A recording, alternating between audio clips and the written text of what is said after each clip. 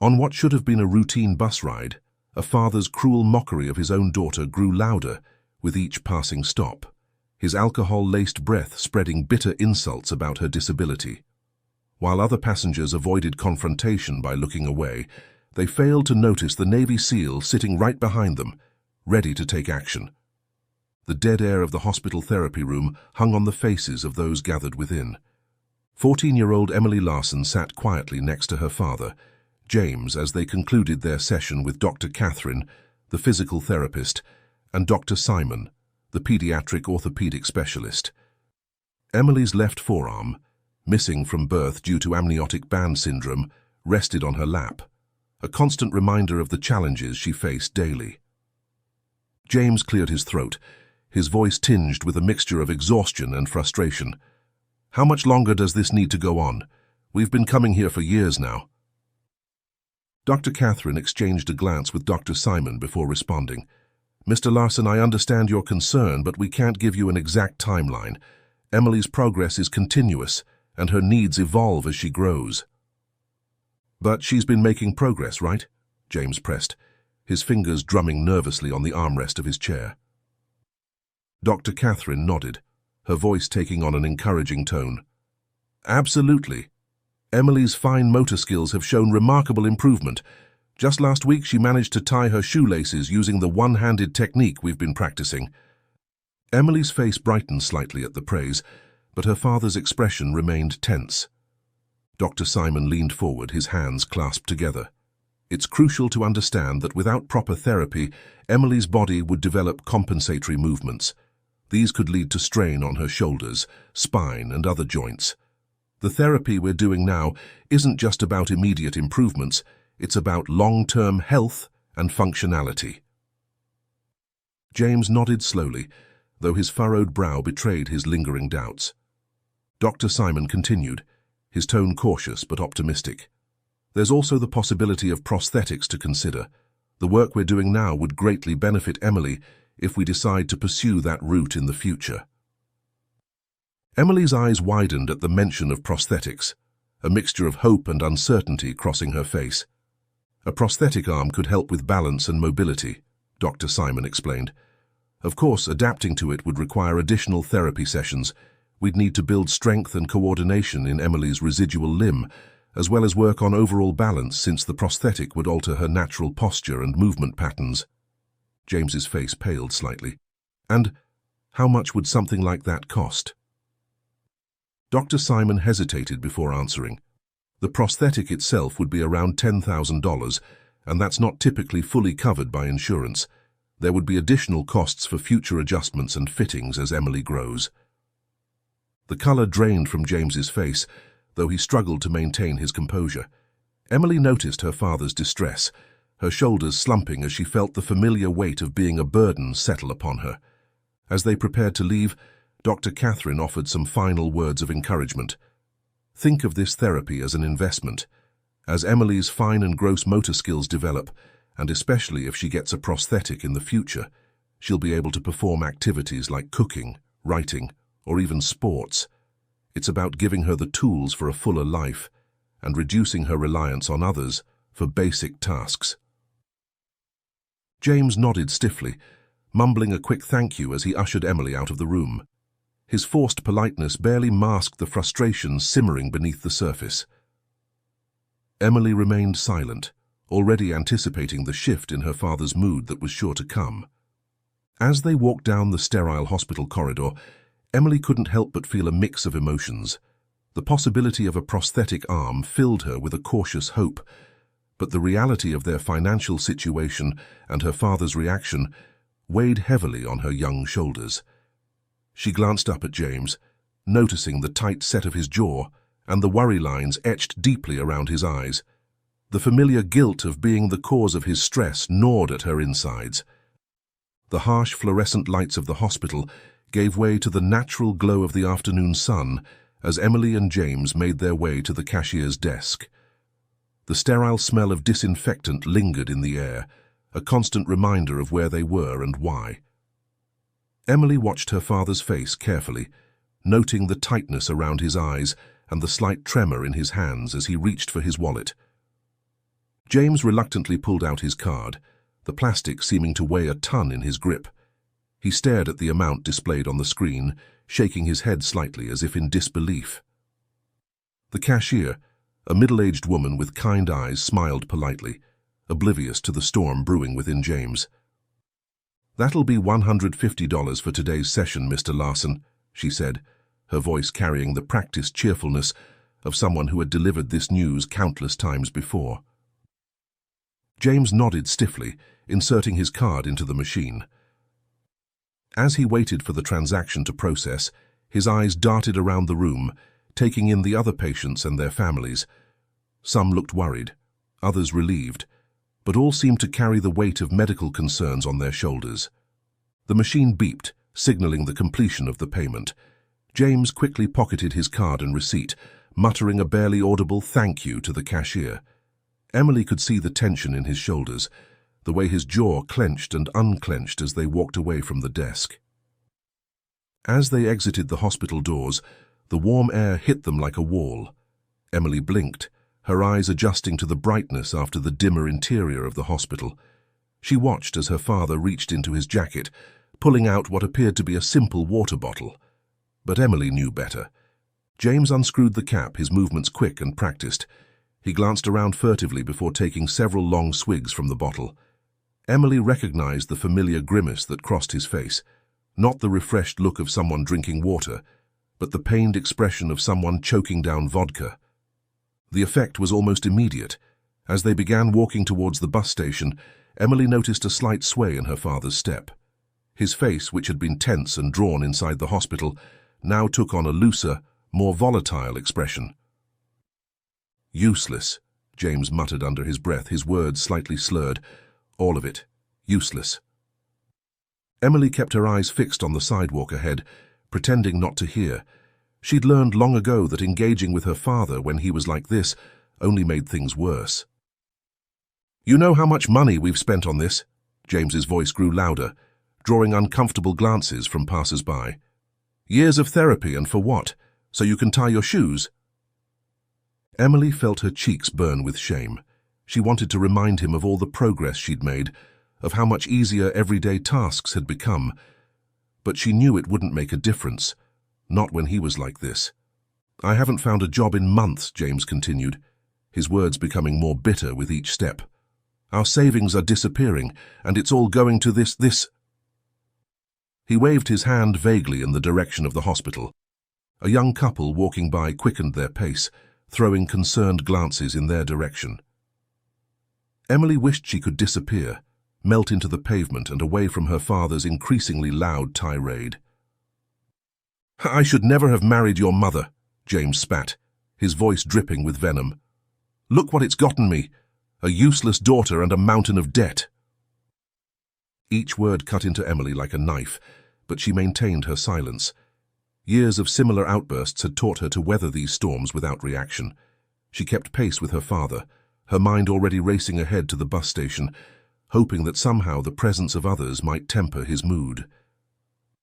As they approached the bus stop, Emily's stomach churned with a mixture of dread and resignation. She knew the journey home would be long, and her father's mood was unlikely to improve.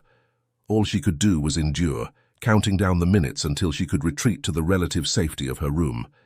The afternoon sun beat down on them relentlessly, as if nature itself was conspiring to make this moment as uncomfortable as possible. Emily wiped a bead of sweat from her forehead, stealing a glance at her father. His face was flushed, a combination of the alcohol and the heat, and his eyes had taken on that unfocused, dangerous look she knew all too well. As they waited for the bus, Emily silently prayed for strength. She knew the day was far from over, and the worst was likely yet to come. The bus stop outside the hospital parking lot was a stark contrast to the sterile environment they had just left. A single metal bench, its paint peeling under the relentless afternoon sun, stood as the only respite for weary travelers. Emily and James arrived at the stop, both glistening with sweat from the short walk in the oppressive heat. James immediately slumped onto the bench, pulling out his water bottle once more. Emily stood a few feet away, her eyes fixed on the horizon, searching for any sign of the approaching bus. The silence between them was heavy, punctuated only by the occasional gulp as James continued to drink. "You know," James slurred, his words becoming increasingly difficult to understand, "we could save so much money if we just stopped all this nonsense." Emily remained silent, having learned long ago that engaging only made things worse. "I said," James repeated, his voice rising, "we could save money if we stopped your therapy. Are you listening to me?" Before Emily could respond, a new figure approached the bus stop.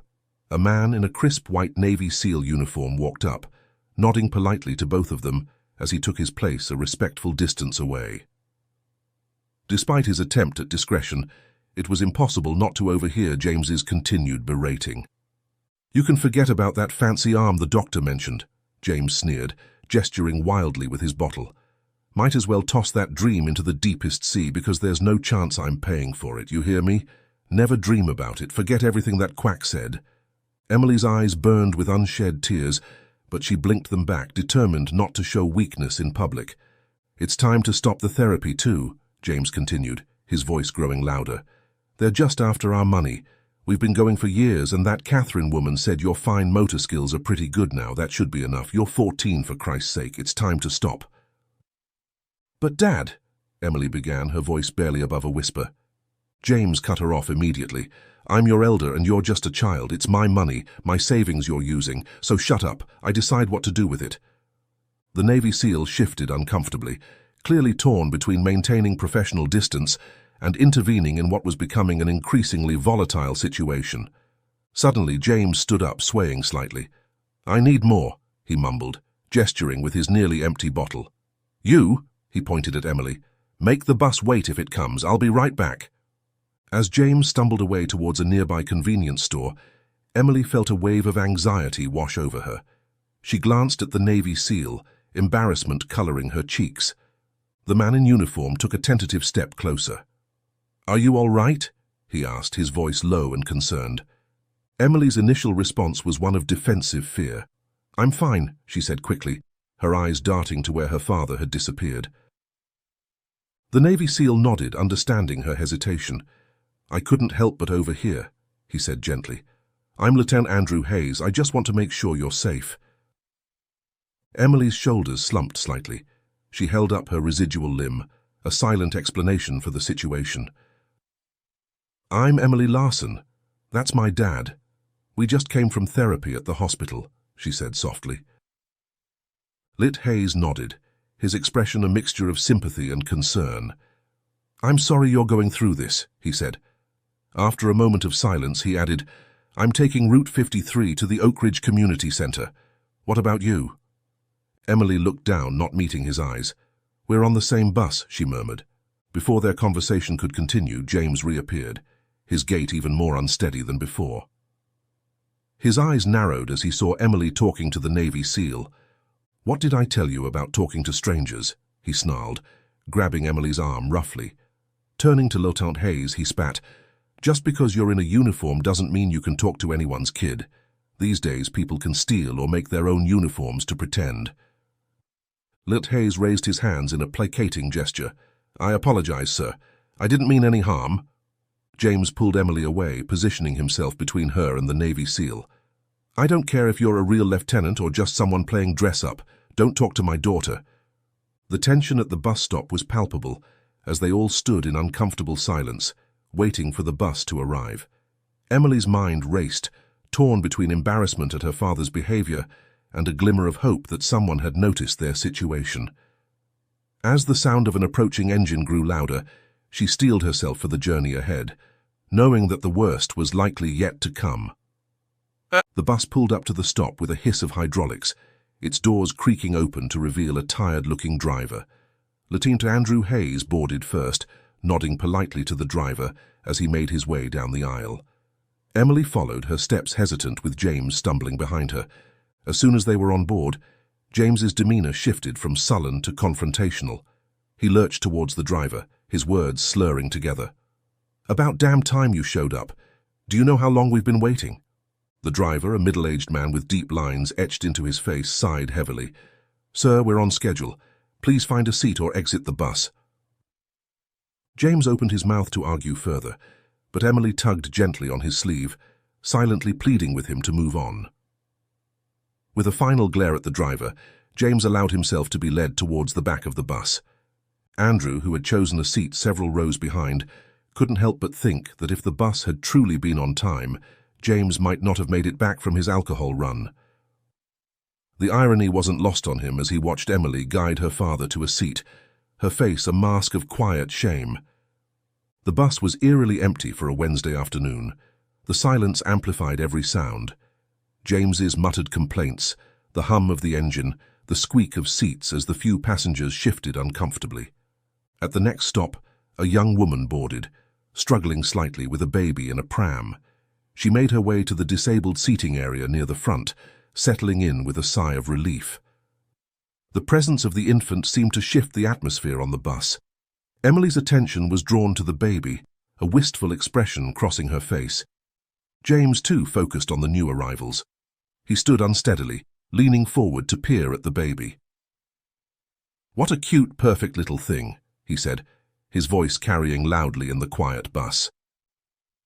The woman smiled nervously, clearly noticing James's unfocused eyes and the beer bottle poorly concealed in his hand. "Thank you," she said softly, turning her attention back to her cooing infant. James chuckled, a bitter edge to his laughter. "My daughter was cute and perfect when she was that small," he said, gesturing vaguely towards Emily. "Now she's a teenager, and well, things change." The woman nodded politely, not engaging further. She busied herself with adjusting her baby's blanket, pointedly avoiding James's gaze. "I bet you'll love that baby even when she grows up," James continued, his voice growing louder. "Yeah, I'd love mine too if she was perfect like yours." Emily sank lower in her seat, wishing she could disappear. She could feel the eyes of the woman and the lieutenant on her, a mixture of pity and discomfort evident in their glances. Lieutenant Hayes watched the scene unfold, his jaw clenched tight. He wanted to intervene, to say something to defuse the situation, but he knew that any action on his part might only escalate things further. Instead, he kept a watchful eye on Emily, ready to step in if James's behavior became truly dangerous. The bus continued its journey, the tension inside palpable. Emily stared out the window, watching the familiar streets pass by, each turn bringing them closer to home. She found herself dreading their arrival, knowing that once they were behind closed doors, her father's mood was likely to worsen. As the bus rumbled on, Emily caught Lieutenant Hayes's eye in the reflection of the window. He gave her a small, reassuring nod, and for a moment she felt a flicker of hope. Someone had noticed. Someone cared. But as James's muttering grew louder once more, that flicker was quickly extinguished, replaced by the familiar weight of resignation. The journey stretched on, each minute feeling like an hour. Emily closed her eyes, silently willing the bus to move faster, to bring this ordeal to an end. But deep down she knew that even when they reached their stop, her troubles were far from over. The real challenge would begin once they were home, away from the watchful eyes of strangers, where James's anger could truly unleash itself. The bus had been traveling in relative quiet for some time, the tension from earlier seemingly dissipated. James had fallen into a brooding silence, occasionally taking swigs from his concealed bottle while staring out the window. Emily sat rigid beside him, her eyes fixed on the passing scenery, desperately wishing for the journey to end. Suddenly, without warning, the bus driver slammed on the brakes. The vehicle lurched forward, tires screeching against the asphalt as it came to an abrupt halt at the next station. The unexpected stop sent passengers jolting in their seats. Emily, caught off guard and struggling with her balance due to her missing limb, was thrown forward. In a desperate attempt to steady herself, she inadvertently bumped into James. The collision caused his beer bottle to slip from his grasp, its contents spilling across the floor, seat, and his lap. For a moment, time seemed to stand still. The only sound was the soft dripping of beer onto the floor and the collective held breath of the passengers. Emily's heart raced as she watched the dark stains spread across her father's pants, knowing what was about to come. James's face contorted with rage, his eyes narrowing as he turned to face his daughter. The silence that had fallen over the bus was electric with tension, everyone waiting to see how this would unfold. "You clumsy, useless girl," James roared, his voice filling the confined space of the bus. "Can't you do anything right? All those years of therapy, and you still can't even keep your balance." Emily shrank back into her seat, flinching at her father's sharp words, but something inside her shifted, a dam of suppressed feelings breaking free. Her voice, trembling but resolute, cut through the tension. "Please, Dad," she said, her tone rising with each word. "If therapy just makes you hate me more, don't take me anymore. I won't go if it means this. If it makes you like this." Her plea hung in the air, shocking everyone, including James. His expression flickered from surprise to something that might have been guilt, though it vanished quickly, replaced by a dark scowl that sent a chill through Emily. "How dare you!" he bellowed, his hand lifting slightly in anger. Before he could act further, the baby's cries grew louder, piercing through the charged atmosphere. The sound seemed to halt James mid-motion, his hand dropping back to his side. The young mother with the pram, her face pale with alarm, stood abruptly. Her voice trembled as she called out to the driver, "Driver, please, I need to get off, I don't feel safe." The driver, his tone weary but firm, responded without turning around. "Ma'am, this is a bus, not a taxi. I can't just stop anywhere. You'll have to wait until the next stop." The baby's wails escalated, filling the confined space of the bus. James scowled, slamming his hand against the window frame. "That damn baby!" he shouted, his voice cutting through the noise. The driver finally sighed, gripping the wheel tighter. All right, he muttered. He pulled the bus over to the curb, the brakes hissing loudly. "Get off if you need to." As the bus doors opened and the woman hurriedly exited with her baby, she caught Emily's eye. In that brief moment, a world of unspoken understanding passed between them. The woman's face was a mixture of sympathy and regret. Sorry for what she had witnessed, sorry that she couldn't do more to help, but ultimately needing to prioritize her own child's safety. Emily watched her leave, wishing she could escape just as easily. The tension that had been building throughout the bus ride erupted as the bus door shut behind them with a heavy thud. James turned back to Emily, his face a storm of anger and frustration. "You've got some nerve talking to me like that," he spat. She could see the muscles in his jaw working, his fists clenching and unclenching at his sides. James raised his hand, poised to strike Emily. The beer bottle, still clutched in his other hand, glinted menacingly in the fluorescent bus lighting. Emily instinctively squeezed her eyes shut, bracing for the impact she knew was coming. Suddenly, a strong hand caught James's arm mid-swing.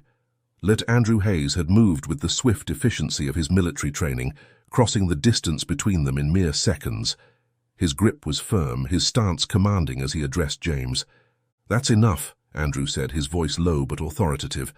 "I've seen and heard more than enough to know you don't care about your daughter's well-being. I'm calling the police if you don't let go of that bottle." James's face contorted with rage as he struggled against Andrew's grip. "Let go of me, you bastard," he snarled. "This is a family matter. You have no right to interfere." Andrew's grip remained steady. "When it comes to the safety of a child, everyone has the right to interfere," he replied calmly. The bus driver, who had been watching the scene unfold through his rearview mirror, called out, "Do I need to stop the bus?" "Keep driving," Andrew responded, his eyes never leaving James. "We'll handle this." James's struggles became more frantic, his words slurring together as he shouted, "You can't stop me from disciplining my own daughter. She's useless, can't you see? All that money wasted on therapy, and for what?" Emily, who had been frozen in shock, finally found her voice. "Dad, please," she pleaded, tears streaming down her face. "Just stop, please." But James was beyond reason. He lunged forward, trying to break free from Andrew's grip. "I'll have you arrested for assault," he threatened.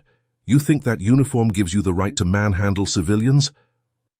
Andrew remained calm in the face of James's tirade. "Sir, I'm not manhandling you.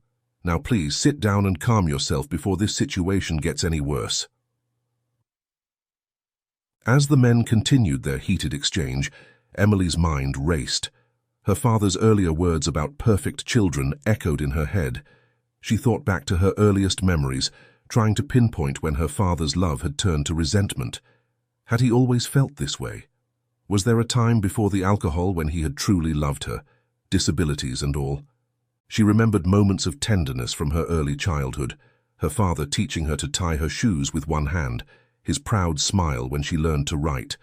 But those memories seemed to belong to a different lifetime, to a different man than the one who stood before her now. Rage and alcohol having twisted him into someone she barely recognized. The woman from earlier on the bus came to mind, her words about loving her baby even as it grew up. Emily's heart ached with the realization that her father's love had been conditional, dependent on her being perfect in his eyes. As the argument between James and Andrew escalated, Emily felt a surge of emotion welling up inside her. Years of pent-up frustration, fear and sadness threatened to overflow. She couldn't take it anymore. The fighting, the shame, the constant feeling of being a burden. "Stop!" she shouted, her voice ringing out through the bus. "Just stop, both of you!" Her outburst caught both men off guard. They turned to look at her, momentarily stunned into silence. Emily stood there, trembling but determined, her one hand clenched into a fist at her side. "I'm tired of this," she continued, her voice shaking but growing stronger with each word. "I'm tired of being the reason for all the fighting, for all the drinking. I never asked to be born like this. I never asked for all the therapy or the doctors or any of it. I just wanted a father who loved me." Her words hung in the air, heavy with years of unspoken pain. James's face cycled through a range of emotions, anger, confusion, and finally, a flicker of something that might have been shame. Andrew's grip on James's arm loosened slightly, his expression softening as he looked at Emily. For a moment, it seemed as though Emily's words might have gotten through to her father. But then, as quickly as it had appeared, any hint of remorse vanished from James's face. His eyes hardened, his jaw set in a familiar stubborn line. "You ungrateful little—" His hand grasping her collar roughly. The beer bottle, still clutched in his other hand, was raised menacingly. "This is all your fault." Emily's eyes widened in terror, her breath catching in her throat as she saw the bottle poised to strike. In that moment, all the years of therapy, all the progress she had made in building her confidence, seemed to evaporate. She was once again a scared little girl, facing a monster she couldn't escape. Lt. Andrew Hayes reacted with lightning speed, his military training kicking in. In one fluid motion, he pulled Emily backwards, out of James's grasp, while simultaneously reaching for his phone. "That's it," Andrew said, his voice steady despite the adrenaline coursing through him. "I'm calling the police right now." As Andrew dialed, keeping himself between Emily and James, he spoke clearly into the phone. "Yes, I need police assistance immediately. We're on bus route 53, approaching the Oak Ridge Community Center stop. There's a domestic violence situation involving a minor." James, realizing the severity of the situation, made a desperate lunge towards Andrew. "Give me that phone," he shouted, swinging the beer bottle wildly. Andrew deftly avoided the attack, his reflexes honed by years of training. In a swift move, he disarmed James, securing the bottle and holding it out of reach. "Sir, I strongly advise you to calm down and step back," Andrew said, his voice firm but controlled. "The police are on their way. Don't make this situation any worse than it already is." Emily, now safely behind Andrew, felt a whirlwind of emotions. Relief at being protected, warred with fear of what would happen next. She could hear the approaching sirens in the distance, growing louder with each passing second. The bus pulled over to the roadside and lurched to a stop. The bus driver stood by the open door. As the wail of sirens grew closer, James seemed to deflate. The fight drained out of him, replaced by a look of desperation. He turned to Emily, his eyes pleading. "Emmy, baby," he said, his voice suddenly soft in whisper. "Tell them it was all a misunderstanding. Tell them Daddy loves you. You know I'd never really hurt you, right?" Emily felt her chest tighten at his words. How many times had she heard this before? How many promises of change, of doing better, had been broken? She wanted so badly to believe him, to have her loving father back. But the memory of the raised bottle, the years of verbal abuse and neglect were too fresh, too raw. Before she could respond, the screech of brakes announced the arrival of the police. Two officers quickly approached the bus, their cruiser's lights flashing in the late afternoon sun. "What's going on here?" the first officer asked, his eyes scanning the interior of the bus as he climbed in, his hand resting cautiously on his holster. Andrew stepped forward, his posture straight and professional despite the stress of the situation. "Officers, I'm Lieutenant Andrew Hayes, U.S. Navy. I witnessed this man," he gestured to James, verbally abusing his daughter throughout the bus ride. The situation escalated when he attempted to physically assault her. I intervened to protect the child. As Andrew gave his statement, Emily watched her father's face. She saw the moment when he realized the gravity of the situation, the fear that flashed in his eyes. For a brief instant, she saw past the monster of the past few hours to the broken man beneath, a man consumed by his own demons, drowning in alcohol and resentment. But then James's expression hardened once more. He straightened up, attempting to project an air of indignant innocence. "This is all a big misunderstanding," he said, his words still slightly slurred. "We were just having a family disagreement. This man," he pointed accusingly at Andrew, "had no right to interfere, and what he said is a lie." The officers looked between the two men, their expressions guarded as they assessed the conflicting stories. "Sir," one of the officers addressed the bus driver, "can you tell us what you saw?" The driver, clearly uncomfortable with the situation, shrugged. "Don't drag me into this. I'm just a driver, and I have a schedule to catch. I was paying attention to the road, so I don't fully understand what happened. There was no violence that I saw, just two men arguing." The officers then turned their attention to Emily, who had been silent throughout the exchange. "Miss, are you all right? Can you tell us what happened?" Emily felt all eyes on her, the weight of the moment pressing down on her shoulders. She glanced at her father, seeing the mixture of threat and pleading in his eyes. Then she looked at Andrew, remembering his kindness and intervention. In that moment, torn between fear and a desperate hope for change, Emily made a decision that surprised everyone, including herself. It was just a misunderstanding," she said, her voice barely above a whisper. "The lieutenant thought he was helping, but my dad would never hurt me." James seized the opportunity, pulling Emily into an exaggerated display of affection. "See, officers, my daughter wouldn't lie. Just look at her arm." He gestured to Emily's residual limb. "There's no way I would hit her. I have always loved her, my gentle baby. She's such a nice person, even at this age." Andrew, disbelief evident on his face, tried one last time to intervene. "Officers, this man is clearly drunk. Surely you can tell just from the smell of his breath." When James started to protest, Emily quickly added, "Yes, my dad had a couple of beers, but he didn't hurt me." The officers exchanged glances, clearly frustrated by the conflicting accounts and lack of clear evidence. Finally, one of them spoke. "Mr. Hayes, I'm afraid without clear evidence or testimony, there's not much we can do here. Making false reports is a serious offense."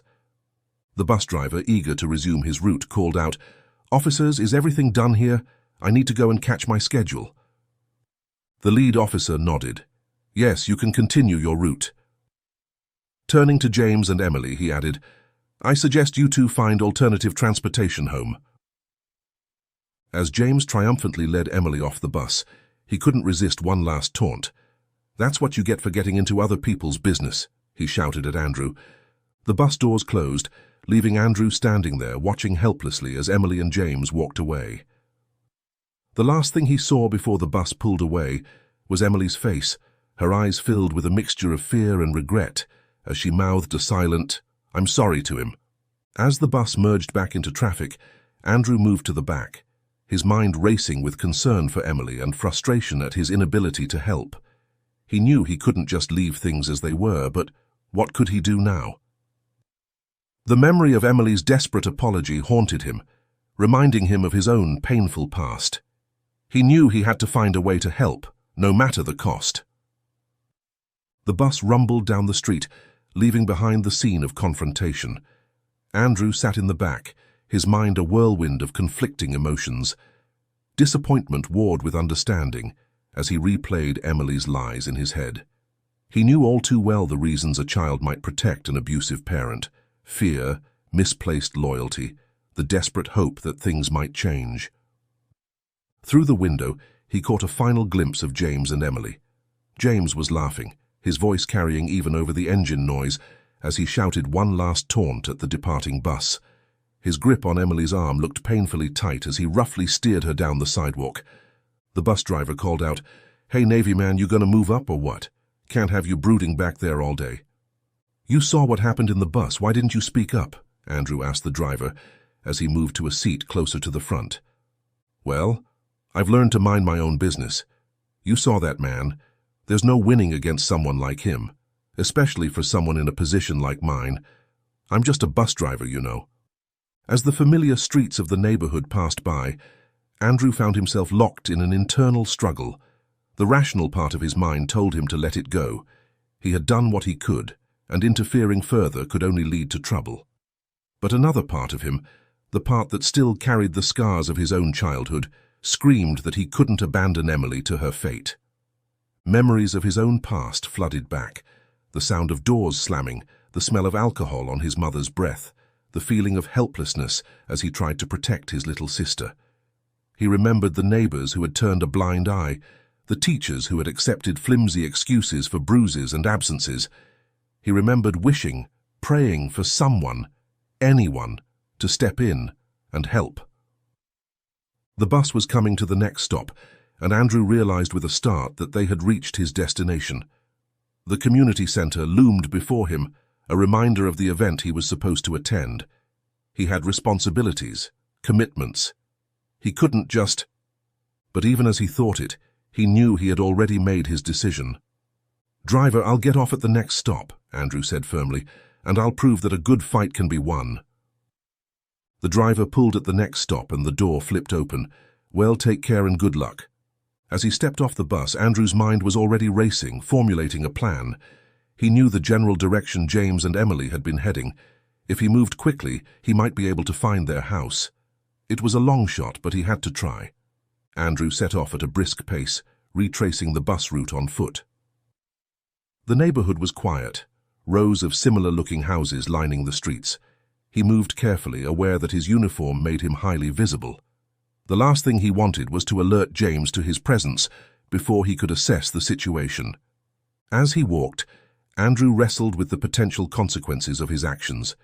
He could lose his job, face legal trouble, or worse.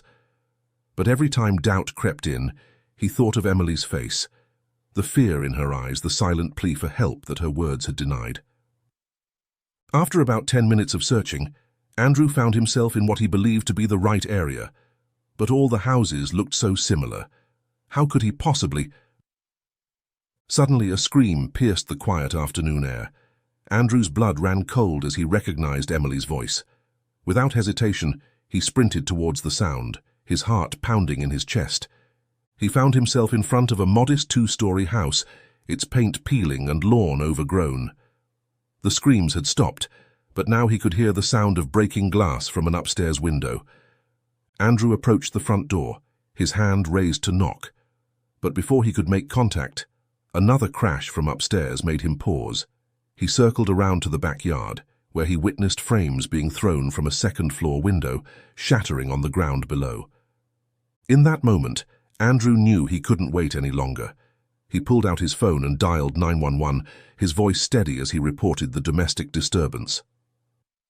As he waited for the police to arrive, he kept his eyes fixed on the house, ready to intervene if the situation escalated further. The sound of approaching sirens filled the air, piercing the quiet suburban afternoon. Andrew stood in the backyard, his eyes fixed on the second-floor window where he had seen the frames being thrown.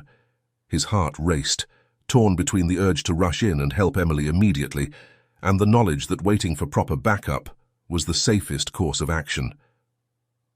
Suddenly, a voice behind him made Andrew's blood run cold.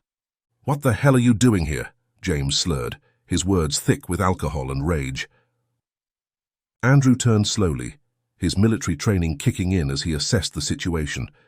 James stood unsteadily at the corner of the house, his face flushed and contorted with anger.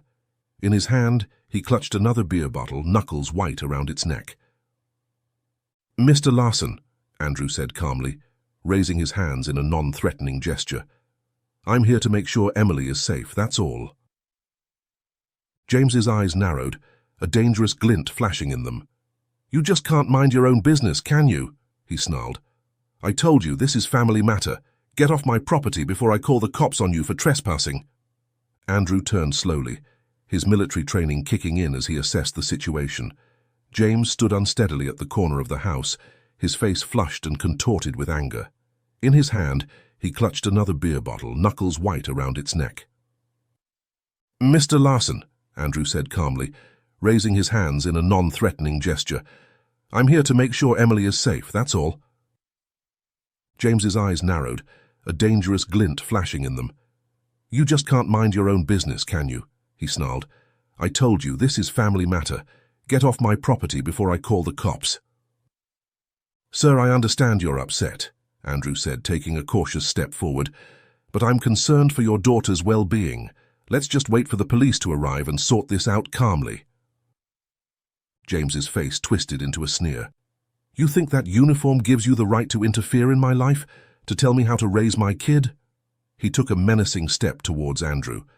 I'll show you what happens to nosy bastards who don't know their place. Before Andrew could react, James lunged forward, swinging the beer bottle wildly. Years of training took over as Andrew dodged the attack, but not quite fast enough. The bottle grazed his temple, sending a sharp pain through his head. At that moment, 2 police cruisers screeched to a halt in front of the house. Officers poured out, weapons drawn as they took in the scene. Police, freeze! One officer shouted, his gun trained on James. James, realizing he was cornered, dropped the bottle and raised his hands. But even as the officers moved to restrain him, he continued to shout threats and obscenities.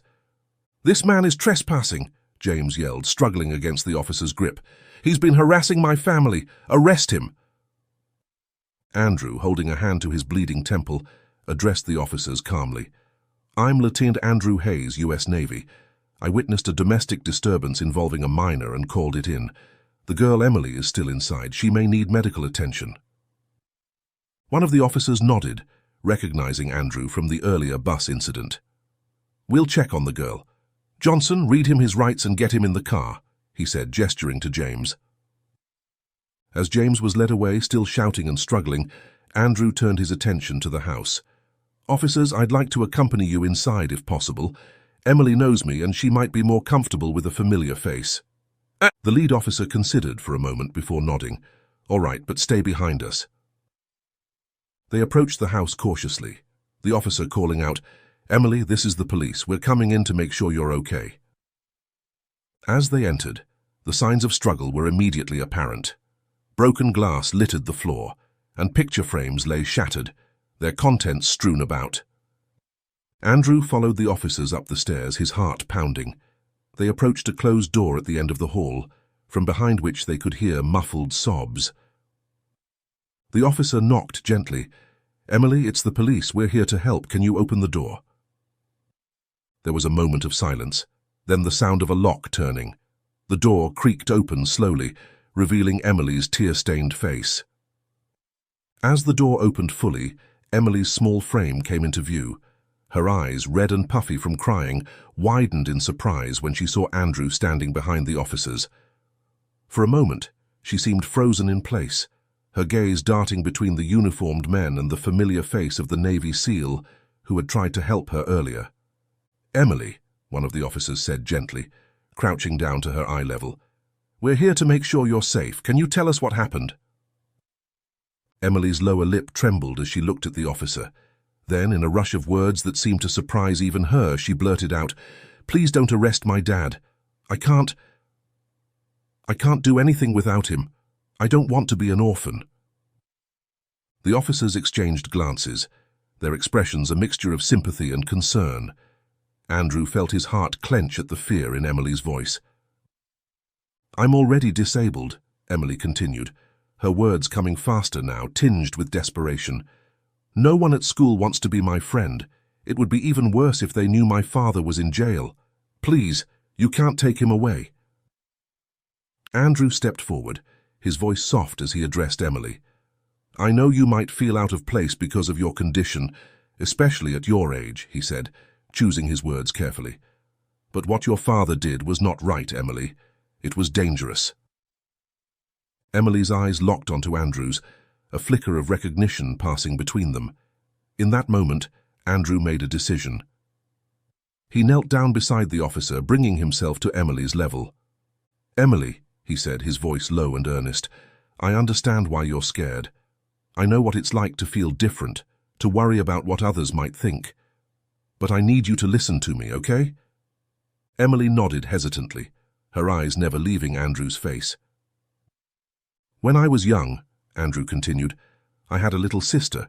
We grew up with an alcoholic mother. For years I tried to protect my sister, to keep our family together no matter what. But one night—" His voice caught, the pain of the memory still fresh after all these years. "One night my mother went too far. My sister was so young and she didn't survive." A collective gasp went through the room. Even the officers, hardened by years on the force, looked shaken by Andrew's revelation. "I'm telling you this," Andrew said, his eyes never leaving Emily's, "because I want you to understand how dangerous this situation is. Your father needs help, Emily, real help that you can't give him, and you need to be safe." Emily's lower lip trembled, tears welling up in her eyes once more. But he's my dad," she whispered. "He takes care of me. Who will help me with my therapy if he's gone?" Andrew reached out, gently placing a hand on Emily's shoulder. "Emily, I promise you won't be alone in this. There are people who can help, social workers, counselors, maybe even relatives you don't know about yet. And if you'll let me, I'd like to help too." Emily looked at him, a mix of hope and uncertainty in her eyes. You would?" Andrew nodded firmly. "I know some people who work with military charities. We might be able to help with your therapy bills. And I have a friend who's a military doctor. He specializes in prosthetics. We could see about getting you fitted for one if that's something you're interested in." For the first time since they'd entered the room, a small smile tugged at the corners of Emily's mouth. "Really?" "Really," Andrew confirmed. "But first, we need to make sure you're safe. Can you tell the officers what happened today? The whole truth this time?" Emily hesitated for a moment, then nodded, slowly, haltingly at first, but then with increasing confidence she began to speak. She told them about the years of verbal abuse, the drinking, the constant fear. She explained about the therapy sessions, her father's resentment of the cost, and his threats to stop them altogether. As Emily spoke, Andrew felt a mixture of sadness and relief wash over him. Sadness for all this young girl had endured, but relief that she was finally speaking her truth, finally asking for the help she so desperately needed. When Emily finished her story, there wasn't a dry eye in the room. Even the seasoned officers looked deeply moved by her account. "I'm sorry," Emily said suddenly, turning to Andrew. "I'm sorry I lied earlier on the bus. I was scared." Andrew shook his head, a gentle smile on his face. "You don't need to apologize, Emily, I understand. What matters is that you're telling the truth now. That's incredibly brave of you." As one of the officers began explaining the next steps to Emily, about giving a formal statement, about child protective services, about what would happen to her father, Andrew stood up, his mind already racing with plans. He knew the road ahead wouldn't be easy for Emily. There would be challenges, setbacks, and difficult days. But as he watched her nod along to the officer's words, a new determination in her eyes, Andrew felt a surge of hope. This time he thought things would be different. This time a child's cry for help had been heard, and he was determined to make sure Emily got the support and care she needed to not just survive, but to thrive. The flashing lights of police cars cast an eerie blue glow across the suburban street as Emily stepped out of her house. She clutched a small backpack filled with essentials, her eyes darting nervously between the officers and the neighbors who had gathered to watch the commotion. In the distance, she could see her father being placed in the back of a police cruiser. Even from afar, she could hear his voice, a mixture of anger and desperation. "Emily," James called out, his words slurring. "Tell them it's all a mistake. I'll change, I promise. This time will be different." Emily felt her resolve waver for a moment. How many times had she heard those words? How many times had she wanted to believe them? But then she felt a gentle hand on her shoulder and looked up to see Andrew standing beside her. "It's okay," he said softly. "You're doing the right thing." Emily nodded, taking a deep breath to steady herself. She turned to the officer beside her, a kind-faced woman who had introduced herself as Officer Martinez. "I'm ready," Emily said, her voice small but determined. As they walked towards the waiting car that would take Emily to give her statement at the station, Andrew fell into step beside them. "Emily," he said, "I know I mentioned the community event I was supposed to attend today, but if it's all right with you and Officer Martinez, I'd like to postpone that and accompany you to the station, only if you're comfortable with that, of course." Emily looked up at him, surprise and gratitude mixing in her expression. You'd do that? But won't you get in trouble for missing your event?" And Andrew shook his head, a small smile playing at his lips. "Some things are more important. Besides, I think my commanding officer will understand once I explain the situation." Officer Martinez nodded her approval. Having a familiar face might help Emily feel more at ease during the process. If that's what you both want, I don't see a problem with it. As they settled into the car, Emily's mind raced with questions and fears about what lay ahead. As if sensing her unease, Andrew began to speak, his voice calm and reassuring. "I know this is scary, Emily," he said, "but I want you to know that you're not alone in this. Remember what I said about helping with your therapy and possibly getting you fitted for a prosthetic?" Emily nodded, a flicker of hope lighting up her eyes. "Well, I meant every word," Andrew continued. "I've already reached out to some contacts. There's a charity that works with military families and children with disabilities. I believe they would be interested in hearing your story and might be able to help with the costs of your ongoing therapy." Emily's eyes widened. "Really? But why would they want to help me? I'm not from a military family." Andrew smiled gently. "Because your story is important, Emily, and because everyone deserves a chance to reach their full potential, regardless of their circumstances." As they drove, Andrew outlined more of his plans. He told Emily about the military doctor he knew, a specialist in pediatric prosthetics who was willing to consult on her case. He explained about support groups for children of alcoholics and counseling services that could help her process the trauma she'd experienced.